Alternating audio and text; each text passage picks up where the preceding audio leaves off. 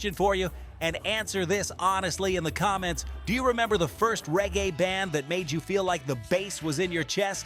And then, years later, you realize nobody even says their name anymore? Because here's the crazy part. Reggae in the 2000s wasn't quiet. It was loud. It was hungry. It was global. You had Jamaican harmony groups singing like Church and Badman at the same time. You had UK protest bands calling out racism on stage. You had American college town crews preaching Down with Babylon to crowds that had never even been to Kingston. But most of those bands gone. Not dead, not forgotten by hardcore heads, just erased from mainstream memory. And the question is, how does that even happen? Stay with me, because tonight we're not just talking about hit singles. We're talking about full movements that disappeared. First, we're going to talk about the groups that felt unstoppable in the early 2000s, the ones that sounded like the future. The vocal armies, the roots revivalists, the live bands that told you reggae is not just one man and a rhythm, reggae is a unit. These are the acts people were sure would run the next decade until the machine walked away from them. We're starting with 10 through 6, and if you were outside in that era, you're gonna feel this in your bones. Then we're gonna shift. About a minute from now, we're moving into the bands that didn't just make music, they built a whole identity around reggae. Jamaica, London, Los Angeles, Virginia, real places, real scenes. We're gonna talk about how they built loyal crowds without mainstream radio ever saying their name. And we're gonna ask something nobody ever asked. Did the industry kill reggae bands on purpose, or did the culture just move on without them? And after that, the last vibe. That's where it gets personal. We're closing with the groups that had everything: stage presence, harmony, message, vibe, history on their back, bands that should have been legends by now, bands that should still be touring arenas, bands that should have their posters on your wall, but instead they just kind of vanished. No farewell, no big scandal, just silence. Here's why you need to watch all the way through. At the end of this video, I'm gonna show you the real pattern. The moment reggae stopped protecting bands and started rewarding whoever could get one song hot, fast. If you ever wondered why you know the solo stars but you can't name the groups anymore, it's not an accident. There's a reason. So let's do this. This is 10 Forgotten 2000s reggae bands that vanished without a trace. If you were there, this is gonna feel like memory. If you weren't, you're about to find out what got erased. Let's start at number 10.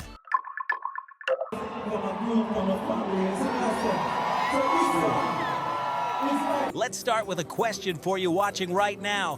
When you think reggae group, do you hear harmonies or do you hear gun talk? Because in the early 2000s, T.O.K. gave you both at the same time. Still come out and still try to remain strong for myself, for my group, for my family. T.O.K. was a four-man crew out of Kingston, vocals layered like an R&B group, energy like a dance hall sound clash. If you were outside in that era, you remember how their voices stacked on each other. It wasn't just one DJ spitting over a rhythm.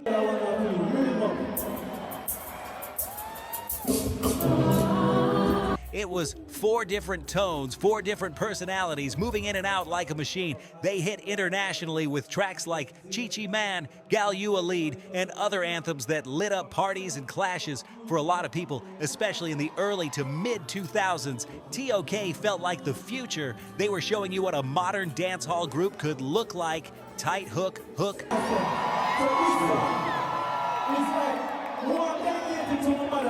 Hook, hook. Then aggression right under it, almost like what if a boy band could still scare you? Here's what made them special. They understood global appeal. They could make tunes for the girls, they could make tunes for the streets, and they could still land on mainstream stages outside Jamaica. You had harmonies, you had melody, but the lyrics were not soft. In that period, most dancehall stars were solo artists.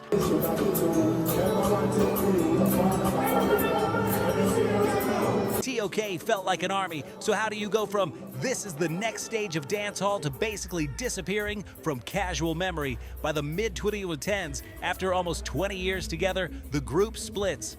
No scandal loud enough to dominate the news cycle, no giant farewell documentary, just every man goes his own way to work on solo projects, and that's where it ended for a lot of casual listeners.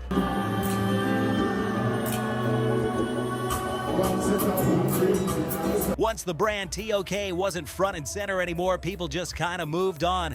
This is something we're going to talk about a lot in this episode. Reggae and dancehall don't always protect groups the way rock protects bands. Once you're not active as a unit, the market acts like you never existed. Question for you, and I want you to drop this in the comments so we can see the split.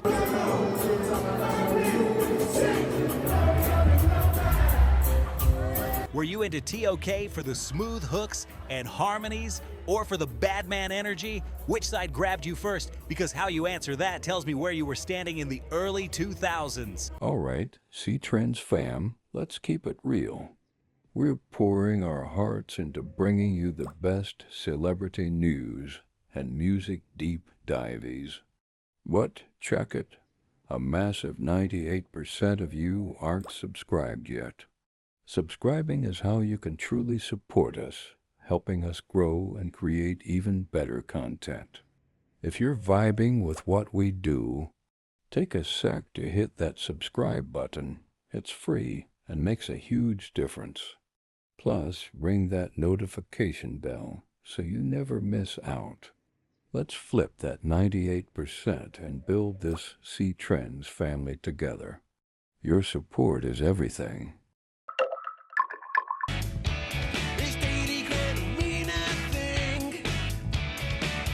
Now we leave Jamaica and jump to Liverpool. Mid-2000s, the UK press starts whispering, this is the new wave of ska, this is the new specials, the band, the Dead 60s. If you never heard that name, don't feel bad. That's literally the point of this video. The Dead 60s mixed reggae, dub bass lines, ska rhythm, punk attitude, and this cold, almost paranoid UK street mood.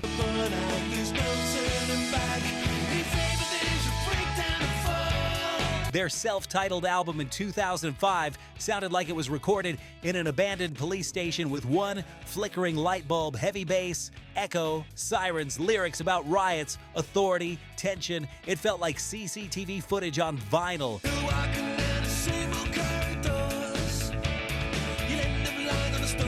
Here's why they mattered. They brought reggae and dub textures back into angry guitar music in an era when a lot of rock had gone either super emo or super polished. This wasn't sunshine reggae, this was concrete reggae, this was It's 2 a.m.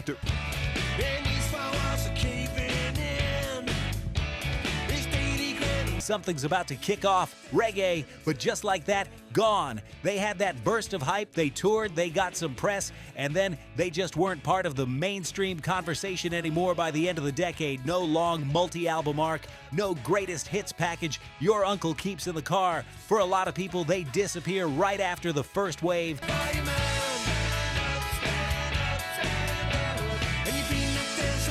That brings us to a bigger point. Sometimes a band doesn't fail, sometimes the culture just doesn't have a lane ready for them yet.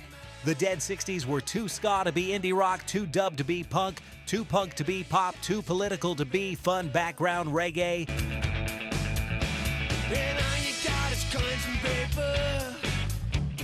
Radio didn't know where to file them, so radio didn't file them. And when radio can't file you, you vanish. I want to ask you something directly, because this is a memory test.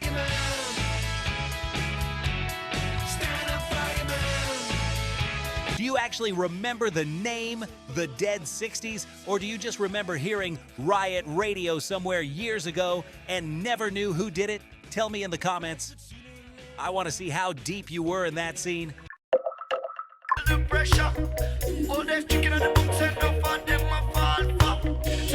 Let's come back to Jamaica, but not to dancehall, to full band, message-driven roots reggae in the 2000s. Roots Underground came up at a time when Jamaica's mainstream export was mostly singles. One rhythm, one voice. Free the children, mind now up in the revolution. Think of all the soldiers who fought. New rhythm next week, but Roots Underground was different. Live instruments, spiritual vibe, hardcore social commentary, songs like Farming, Victims of the System, Herb Fields. Communication, highly communication, yeah. The energy was, we are not here for ringtone culture, we are here to tell you the truth. They toured Europe. They built respect on the live circuit. They were bringing back that militant reggae feeling, the chant, the uplift, the political fire, but in a modern way. And you know what? That's not easy in the 2000s. The 2000s were a weird time for reggae. Slavery in the population. Free the children mind now in the revolution. Dancehall was getting more digital, more club ready, more global. American markets were chasing clean hooks. Radio was saying, give me something I can put between hip-hop and R&B. Roots Underground didn't bend for that. They stayed who they were. So why aren't they the household name? Simple answer, they never got that one giant crossover single, that one song the world rallies around. Chains and gold to try to keep I broken. Well, I am a black king and I'll remain unspoken. And without that one song, the mainstream memory doesn't stick. Even if the band is powerful live, you could love them, you could follow them, you could see them at a festival in Germany and swear this is the future of conscious reggae. And then 3, 4, 5 years later, you realize your friends never even heard their name. Here's where I bring you in. When you first started really listening to reggae, I mean really listening. 5 step smoking, metal whips, chains and gold to try to keep I broken. Well, I am Not just vibing to whatever was in the background, did you find bands like this, conscious, militant, spiritual, or did you mainly come in through the more commercial stuff, dancehall on TV? highly communication. Rebel communication. Reggae pop collabs, crossover hooks? Put that in the comments because that tells me how you entered the culture, and that matters for what you remember and who gets erased. Because here's a hard truth we need to say out loud. Reggae in the 2000s punished bands that try to talk about the system. How can the nation believe in this way? And the next thing Now, this one is going to hurt some real reggae heads because you're going to want to say, wait, no, they're legends, they didn't vanish.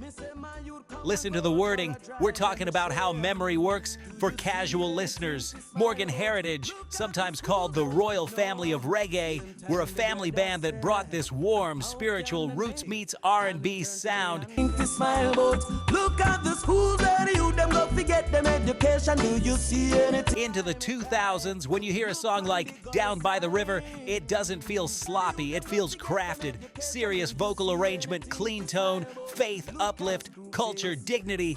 They were the kind of group you could play in front of your parents and your kids. In the early and mid 2000s, they weren't just another reggae act. How can the government play so many games? Same time my heart fall to the ground. People were openly saying these are the ones who are going to carry roots reggae forward and keep it alive in a modern world. So what happened?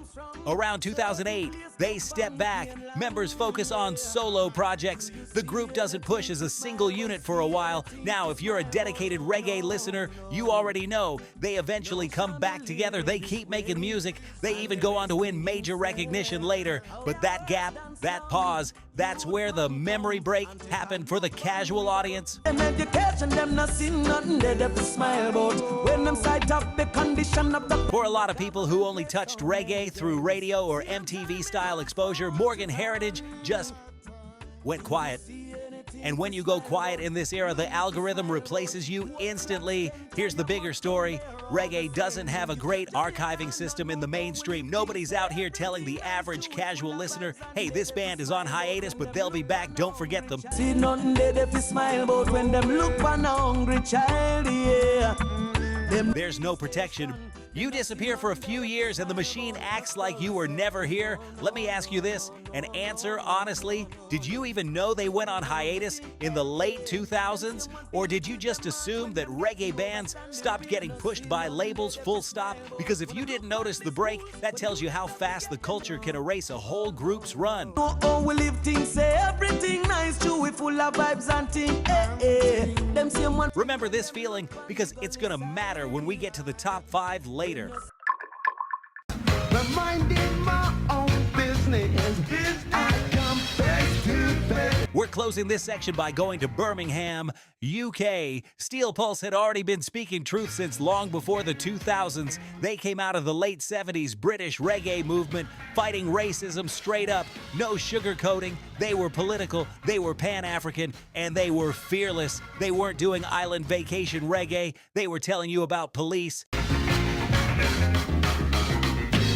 Talk to listen not to what Poverty, state pressure. Now fast forward into the 2000s. They were still active, still touring, still delivering that militant social message live, still telling the world reggae is protest music. Don't get it twisted.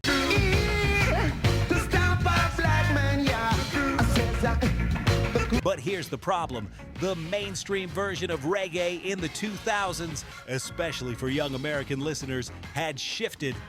If you were a teenager in that era and you turned on music TV, what did you get? You got crossover dancehall. You got club-friendly hooks. You got one-song superstars. You got This Is Reggae, but it also fits between hip-hop and pop so we can keep radio smooth.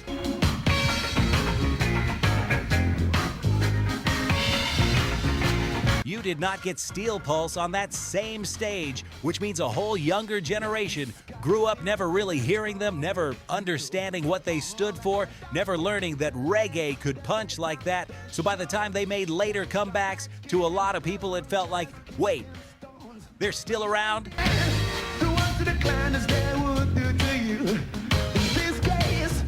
I thought they were from my uncle's era.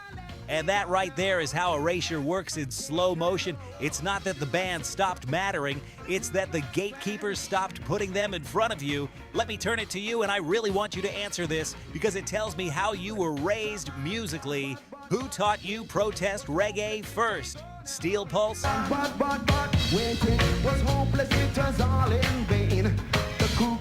Burning Spear, Peter Tosh, or was it just Bob Marley on repeat and nothing else? Because if you only ever heard Marley, that's not your fault, that's the filter.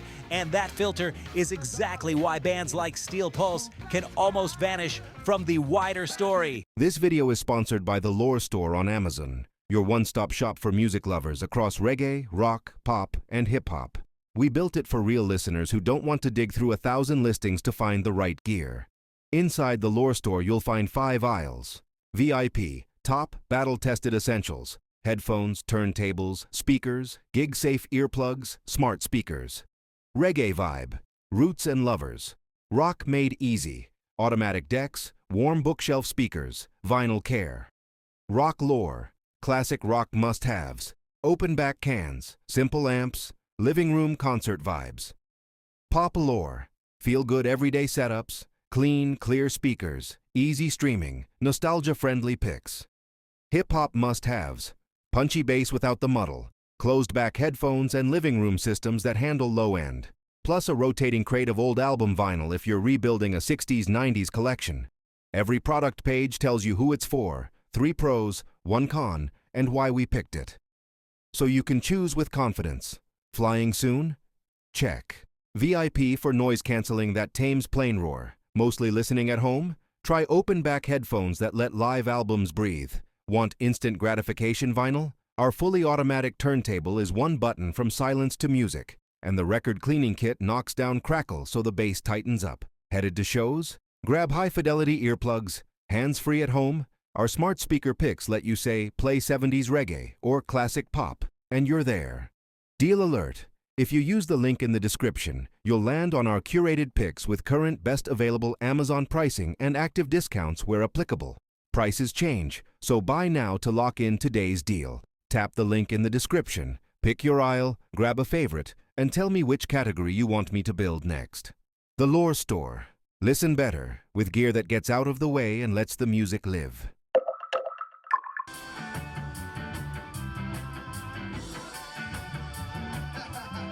Close your eyes and picture this, a sticky club floor in Los Angeles, 2005. It's 1:15 in the morning, the air is heavy, the organ is grinding, raw, almost broken sounding, the bass is thick, round, old school, the drums aren't clean, they're warm, like tape hiss. That feeling, that's what the Aggrolites were selling. They called it dirty reggae.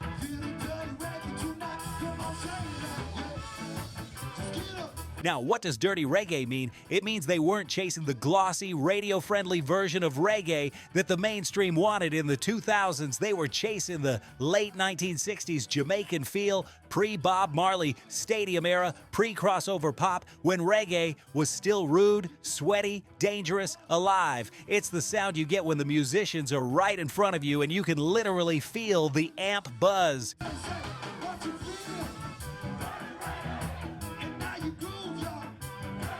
The Aggrolites came straight out of Los Angeles and parked themselves between reggae, ska, and the SoCal punk ska touring circuit. That was smart. They knew where crowds already were. They knew kids were still packing into those punk and ska shows, so they slid reggae right into that lane and made it impossible to ignore.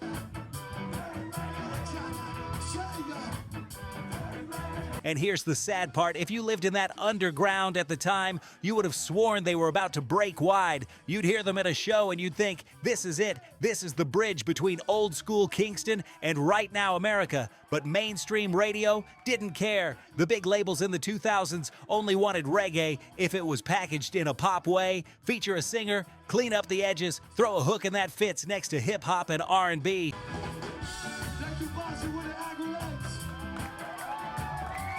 The Aggrolites were the opposite of that. They weren't trying to clean anything up. They were preserving the dirt. So when the 2000s wave ended, when that specific punk, ska, reggae, crossover touring scene cooled down, something happened. The band didn't become worse. The culture just stopped looking in that direction. And when the culture stops looking, most people assume the band disappeared. That's what vanished really means here. Not they don't exist. It means you stopped being allowed to hear them.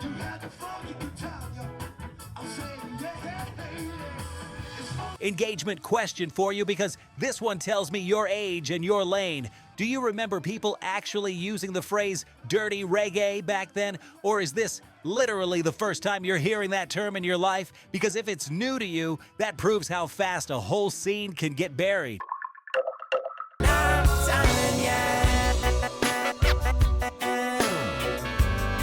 We're about to talk about something that reggae purists sometimes don't like to admit, but it's true. For a lot of American teenagers and college kids in the 2000s, their first real live reggae band was not Jamaican. It was SOJA. SOJA came out of Virginia. Not Kingston, not London, not Trenchtown, not Spanish Town, Virginia. And instead of waiting for some big label to bless them, they did it the slow way. It's just this feeling I get.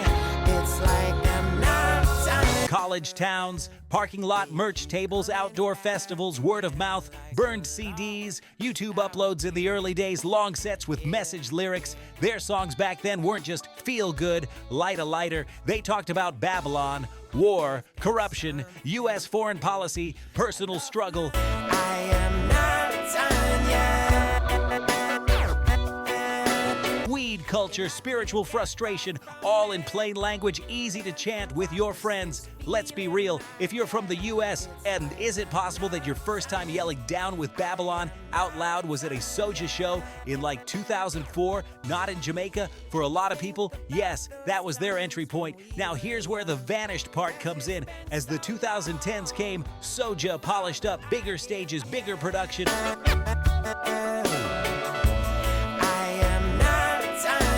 Collaborations, awards, attention from outside the jam band reggae circuit. And when that happened, something kind of weird happened with the original fans. They mentally froze. The old SOJA, the early Hungry SOJA in the past, they were like, yeah, that band I saw on a field back in 2003, that band doesn't exist anymore. So even though SOJA kept growing and reaching bigger platforms, a lot of day one listeners quietly filed them under gone, almost like that era is over, that version doesn't live anymore. That's why they're on this list. I'm not done yet.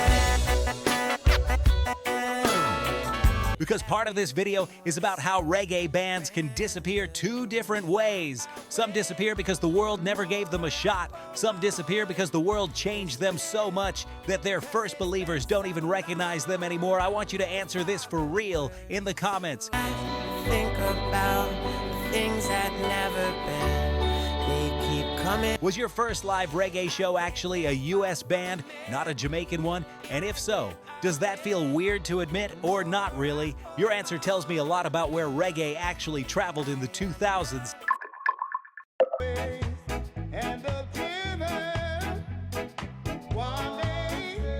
Okay, this one is beautiful. Easy Star. All Stars weren't a band in the traditional way. They were more like a reggae dub laboratory based in New York, a collective, rotating players, vocal guests, producers. The mission was take legendary albums from rock and alternative, albums people treat like holy books, and rebuild them as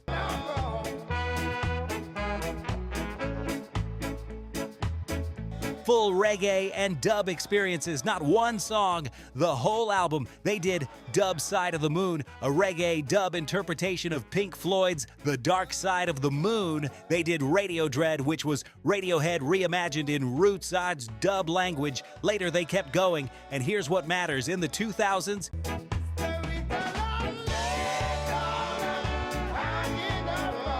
if you were in certain circles, college dorms, weed circles, backpacker scenes, late-night house parties, these records were everywhere. You'd walk into someone's apartment at 2 a.m., lights low, incense burning, and you'd hear this slowed-down, echo-heavy version of Money or Karma Police, full of space and bass, and you'd be like, wait, who is this?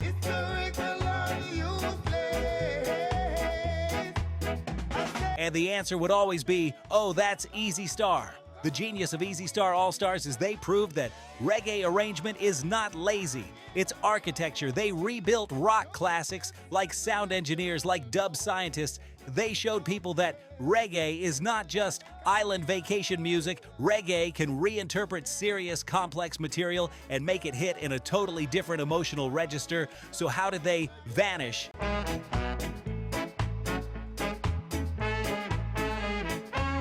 Simple, faces. There was no single superstar face the mainstream could latch onto. No one frontman that late-night TV shows could book and say, this is the guy. It was a collective.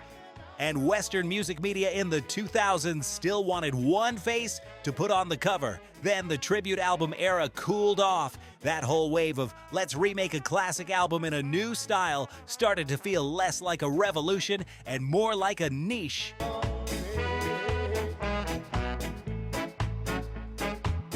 And the casual audience drifted, the heads stayed, the casuals forgot. But here's the twist. Even if you don't know their name, there's a good chance you've already heard them. You just didn't realize it. So I'm asking you, which one hits you harder emotionally? You know where you are. Pink Floyd in dub or Radiohead in dub? And follow up, did you even know reggae could do that? Because if the answer is no, then Easy Star All-Stars just taught you something a lot of people in the industry still don't understand.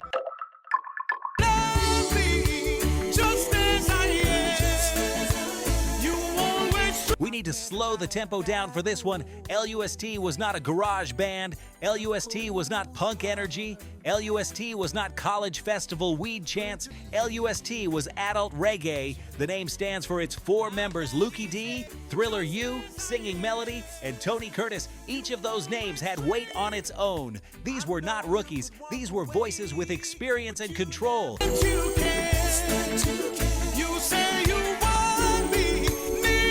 When they came together in the late 90s and into the 2000s, it felt like an all-star team built for lovers rock and smooth one-drop vibes. Think about R&B male groups in the 90s, Boys II Men, Jodeci, all that emotional harmony. Now picture that same vocal richness placed on reggae and lovers rock rhythms. That's LUST, warm, romantic, grown, in-control vocals, music. Not easy to understand. For people who actually listen to lyrics and actually care about tone. Why did they matter? Because at the same time they were singing like that, dancehall was getting more digital, more sharp-edged, more aggressive, more club. You had auto-tune creeping in, you had shock lyrics, you had radio running after controversy. LUST stood in the middle of that shift and said, no, we're keeping the elegance.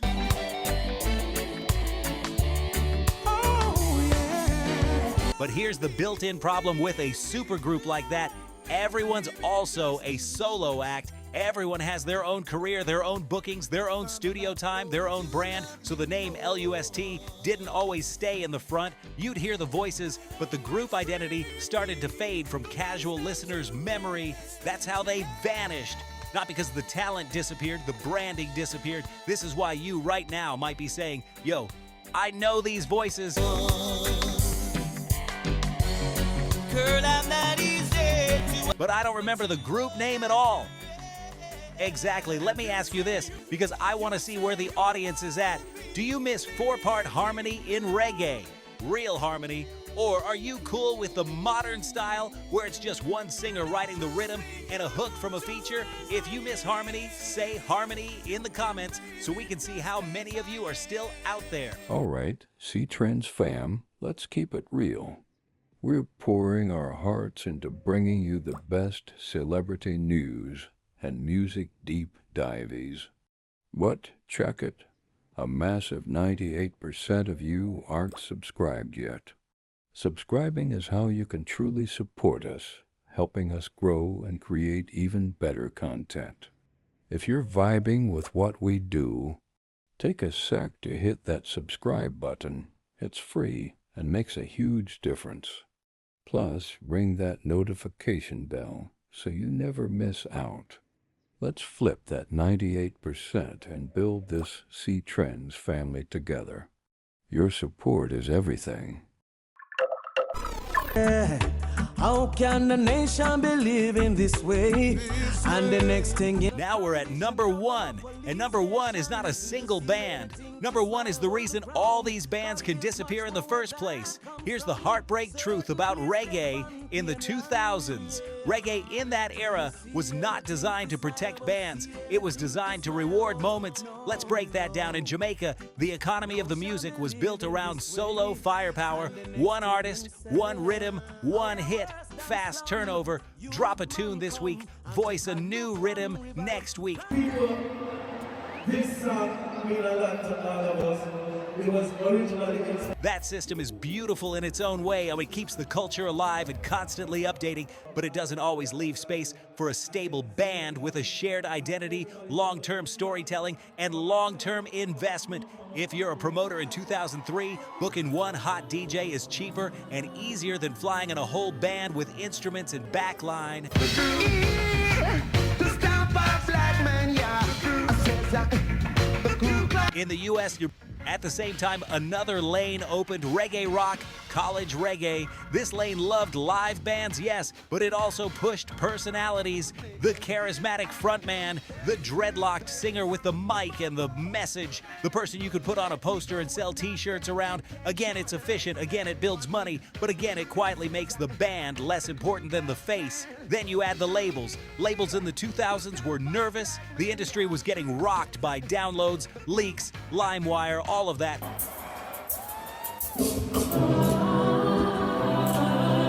So labels wanted safe bets. If they were going to put marketing money behind reggae, it had to be something they could cross over to pop. Clean chorus, easy feature, maybe a dance, maybe a love song with just the right amount of accent so it still sounds island to radio programmers in the suburbs.